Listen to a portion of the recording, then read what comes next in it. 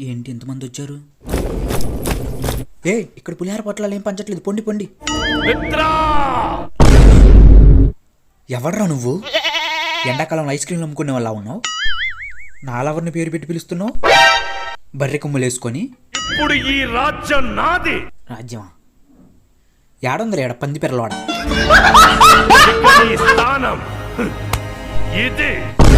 ఎవడే వాడు అట్ట మాట్లాడుతున్నాడు?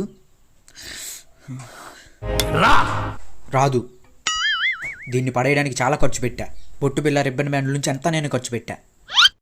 మా ఊరు వచ్చిన ఐస్ క్రీమ్ బండ్లు, పానీపూరి బండ్లు మొత్తం ఖాళీ చేసింది. నువ్వు కడతావా?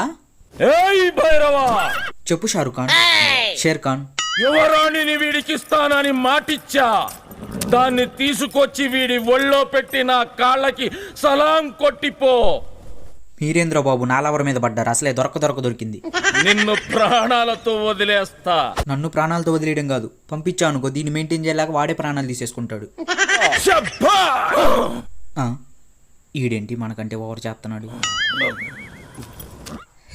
నీ ఒంట్లో రోషం ఉంటే, నీ కథలో నిజం ఉంటే, నా మనుషుల్ని 100 మందిని పంపిస్తా. దాని ఒంటి మీద చేయి పడకుండా ఆపు. ఈ రాజ్యాన్ని, ఆ రాణిని నీకే అప్పచెబుతా.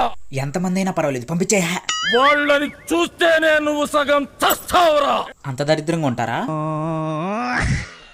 100లో ఒక్కడు మిగిలినా నువ్వు ఓడినట్టేరా.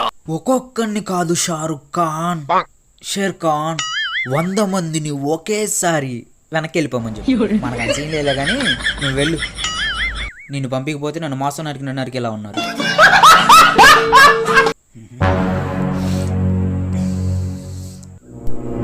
నవ్వుతున్నావుగా, నవ్వు. ఈ నవ్వు కొన్ని రోజులేలే. నువ్వు వెళ్ళి ఆ రణదేవ్ బెల్లా కానీ రోడ్డు మీద పప్పు చెక్కలు అమ్ముకునే వాళ్ళ చేసి నీ దెబ్బకు దడుచుకొని బెత్తరే బెల్లేసుకోవాలాడు. చెప్తా.